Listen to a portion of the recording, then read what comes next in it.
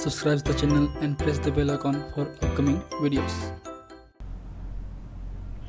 Hello friends, welcome to my channel pharmacology concepts by Rajesh Chaudhary.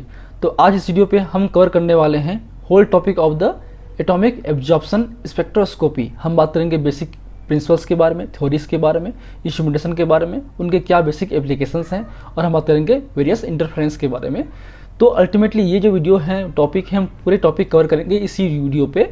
बात करें इस टॉपिक की, ये टॉपिक आपके अगर फार्मेसी के हैं तो 7th सेमेस्टर में है, या फिर आपके एम फार्म में भी हैं, या फिर आपके स्पेक्ट्रोस्कोपी का भी पार्ट है।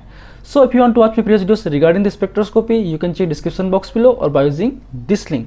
इसके लिए आपको नोट्स चाहिए तो मैं अपने सारे नोट्स मेरी वेबसाइट www.pharmacyconcepts.in पे अपलोड करता हूँ, वहाँ विजिट कीजिए, वहाँ से आप नोट्स वगैरह डाउनलोड कर सकते हैं। So let start the topic. So atomic absorption spectroscopy, अगर आपने पिछले वीडियोस फ्लेम फोटोमेट्री का देखे होंगे तो आपको ये टॉपिक इजीली समझ में आएगा, क्योंकि फ्लेम फोटोमेट्री भी एक तरीके से एलिमेंटल एनालिसिस के लिए हैं, ये भी होते हैं।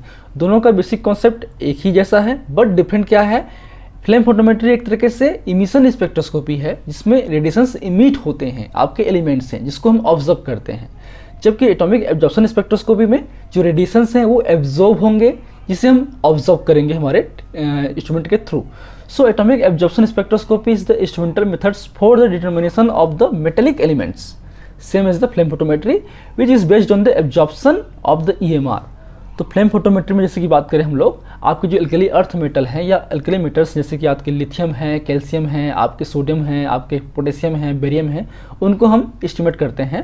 सिमिलरली इसमें भी हम जो आपके एलिमेंट्स हैं, कैल्शियम है, मैग्नीज हैं, कोबाल्ट हैं, कॉपर हैं, उनको भी हम इसमें भी आपके डिटेक्ट करते हैं या उसको एस्टिमेट करते हैं।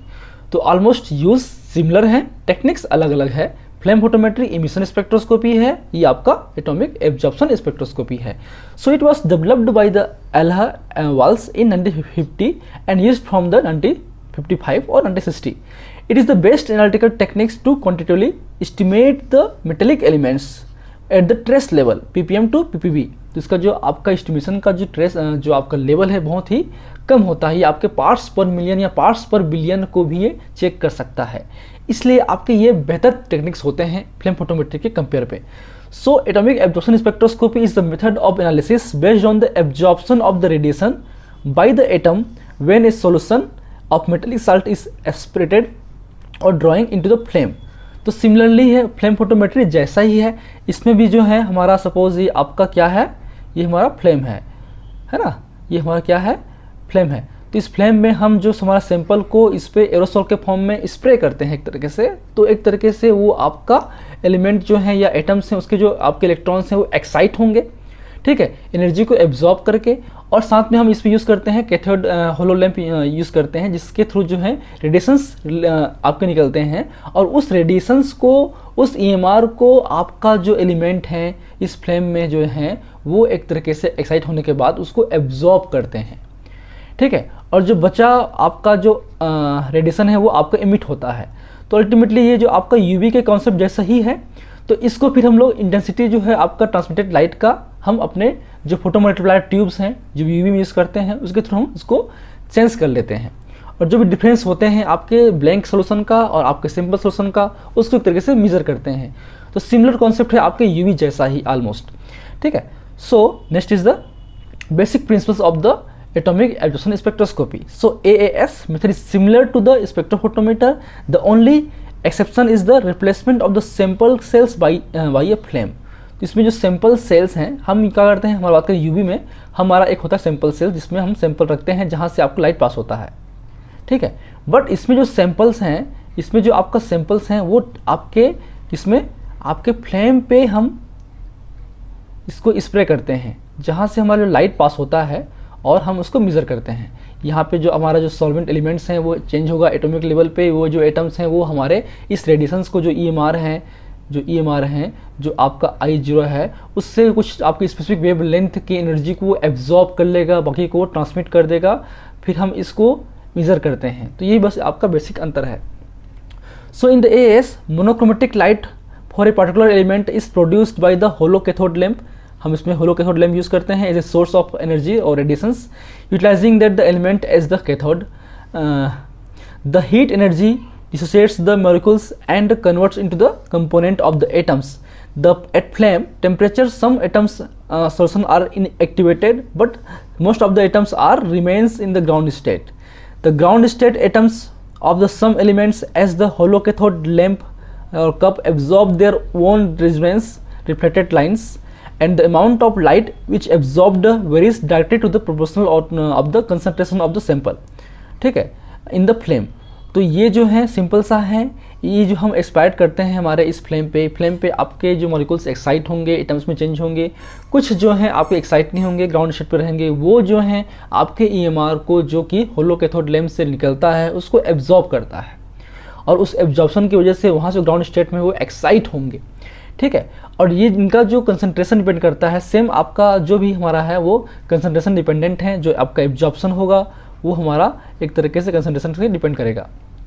ठीक है, and the transmitted light that is not absorbed reach to the monochromators and the monochromator pass only the wavelength close to the resonance lines of the particular elements to be analyzed.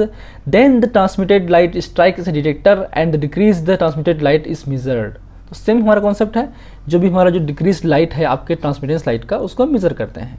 ठीक है, आगे simple समझ में आ गया आपका। Same इसमें भी आपका एक तरीके से हमारा ये आपका एनर्जी लेवल है, तो ये आपका हमारे ग्राउंड स्टेट है, ये आपका एक्साइटेड स्टेट है, यहाँ से आपका जो है मूव करेगा हमारा एनर्जी, किसके थ्रू, जब हमारा एनर्जी जो है इस पर एब्जॉर्ब होगा। ठीक, so this is the basic instrument. ये आपका एटॉमिक एब्जॉर्प्शन स्पेक्ट्रोस्कोपी का पार्ट है, इंस्ट्रूमेंट है। यहाँ पे बहुत सारे आपके इंस्ट्रूमेंट रहते हैं, इसमें आपके सैंपल्स हैं, सैंपल ट्यूब है, यहाँ पे एस्पिरेंट है, यहाँ पे फ्लेम प्रोड्यूस होता है जिसमें हमारा जो फ्यूल्स हैं, ऑक्सीजन्स हैं आपके इसमें कंप्रेस होके पहुँचते हैं, जहाँ से फ्लेम बनता है। यहाँ पे हमारा होलो कैथोड लाइट है जहाँ से पास होता है, और हम यहाँ पे जो है आपका होता है डिटेक्टर और एम्पलीफायर, फिर हमारा होता है आपका रीड आउट यूनिट। जो बेसिक कंपोनेंट्स क्या होंगे, लाइट सोर्स होंगे जिसको जो है आपका होलो कैथोड लैंप, फिर होता है बीम चॉपर जो कि लाइट्स को एक तरीके से सही दिशा पे भेजता है, फिर आपका है द फ्लेम और फर्नेस, फ्लेम जहाँ से आपका जो सोल्यूशन है वो वेपराइज होके आपका जो एटम्स हैं वो एक्साइट होंगे, फिर नेबुलाइजर जो कि स्प्रे करता है हमारे सॉल्यूशंस को आपके फ्लेम पे, फिर मोनोक्रोमेटर्स जो पॉलीक्रोमेटिक लाइट को सिंगल या एक स्पेसिफिक ईएमआर पे चेंज करता है, फिर होता है हमारा डिटेक्टर, एम्पलीफायर, और लास्ट होता है read out unit. So this is the basic process. ये हमारा सैंपल्स हैं, यहाँ पे आपका जो compressed air supply, fuel supply होके यहाँ पे जो बर्नर्स हैं उसके थ्रू जो है हमारा फ्लेम यहाँ पे जलता है। ठीक है, और यहाँ से ये होलो कैथोड लैंप है जो लाइट सोर्स है, जो कि लाइट इमिट करेगा, उसको हम जो आपका लेंस के थ्रू फोकस करते हैं हमारे फ्लेम पे, जहाँ पे जो एटम्स हैं वो एक्साइट होंगे और कुछ एनर्जी को एब्जॉर्ब करेंगे। फिर ये पहुँचेगा हमारे मोनोक्रोमेटर पे, जहाँ पे जो स्पेसिफिक वेवलेंथ है जिसको वो एब्जॉर्ब किया हुआ है उसको ट्रांसमिट करेगा हमारे डिटेक्टर पे। तो अल्टीमेटली जो हम यहाँ पे लाइट I0 जो प्रोड्यूस कर रहे हैं और जो IT है वो डिफरेंट होगा। जाहिर सी बात है कि हमारा जो IT है वो हमेशा क्या होगा, डिक्रीज होगा I0 से, जिसको वो सेंस करेगा हमारा डिटेक्टर जो कि होता है फोटो मल्टीप्लायर ट्यूब। फिर उसको एम्पलीफाई करके हम लोग हमारी स्क्रीन पे रीडिंग ले सकते हैं। ठीक, ये बेसिक आपके इंस्ट्रूमेंट का पार्ट्स हैं। ठीक, चलिए अब आते हैं हमारा फर्स्ट आपका है सोर्स। तो क्या आपका होलो कैथोड लैंप हम बेसिकली यूज़ करते हैं। ये बेसिक आपके डायग्राम है किसका, होलो कैथोड लैंप का। This is the most widely used light source in the hollow cathode lamp.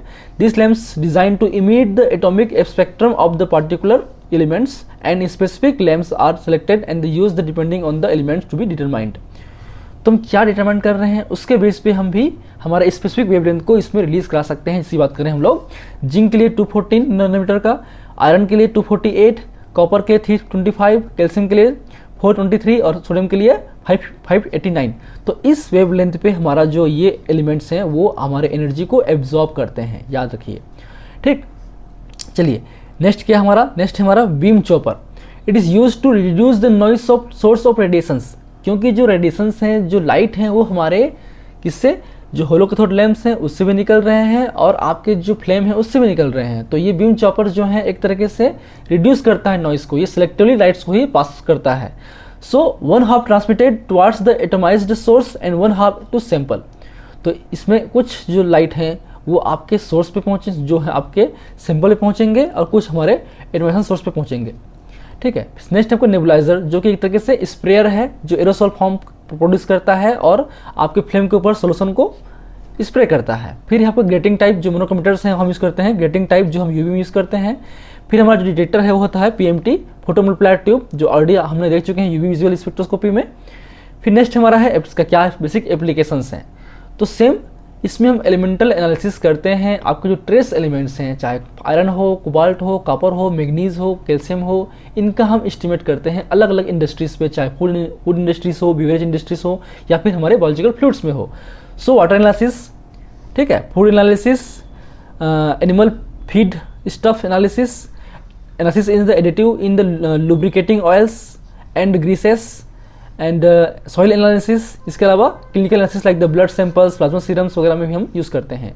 तो इनका बेसिक यूज़ क्या है, एलिमेंटल डिटेक्शन में यूज़ करते हैं।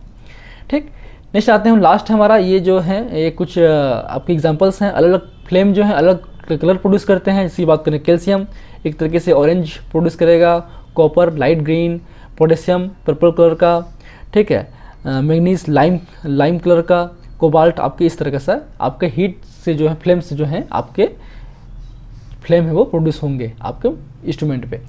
अब आते हैं इनके इंटरफ्रेंस पे, क्या बेसिक इंटरफ्रेंस हो सकते हैं, कैसे उनके सिग्नल्स को इंटरफेयर कर सकते हैं। तो बहुत सारे तरीके होते हैं, बहुत सारे फैक्टर्स होते हैं जो कि आपके एटॉमिक एब्जॉर्प्शन स्पेक्ट्रोस्कोपी के सिग्नल्स को इंटरफेयर करते हैं। फर्स्ट हमारा spectral interference due to the radiation overlapping that the light source. ऐसे मैंने कहा हम यूज़ करते हैं बीम चॉपर, ठीक है, ताकि जो रेडिएशंस की जो ओवरलैपिंग होती है जो फ्लेम है और हमारे जो कैथोड लैंप हैं उसके थ्रू, तो उनको रिड्यूस करता है। तो इसके थ्रू भी हो सकता है। नेक्स्ट है formation of the compounds that do not dissociate in the flame. Calcium phosphate, जो कैल्शियम फॉस्फेट हैं वो इजीली आपके उस फ्लेम के एनर्जी से डिसोसिएट नहीं होते हैं। जब वो डिसोसिएट नहीं होंगे तो हमारा जो कैल्शियम है और फॉस्फेट है वो अलग नहीं होगा। जब अलग नहीं होगा तो ये आपके एक्साइट नहीं हो पाएंगे, तो भी एक फैक्टर होता है। फिर आपका ionization of the analyte reduce the signals, हम उसको आयोनाइज करेंगे प्रॉपर तरीके से, जो सिग्नल्स हैं रिड्यूस हो जाएगा, ठीक है। फिर disturbance in the viscosity and surface tension, अगर सरफेस टेंशन है विस्कोसिटी का चेंज हो जाती है सॉल्यूशन की, तो प्रॉपर्ली वो स्प्रेड नहीं हो पाएगा फ्लेम के ओवर, ठीक। तो ये बेसिक कुछ इंटरफ्रेंस के पॉइंट्स हैं। So these are the basics of atomic absorption spectroscopy. And if you like my videos, please press the like button, share with your friend, and any feedback, please comment in the comment section. That motivates me for the coming videos. In last, thank you. Keep watching.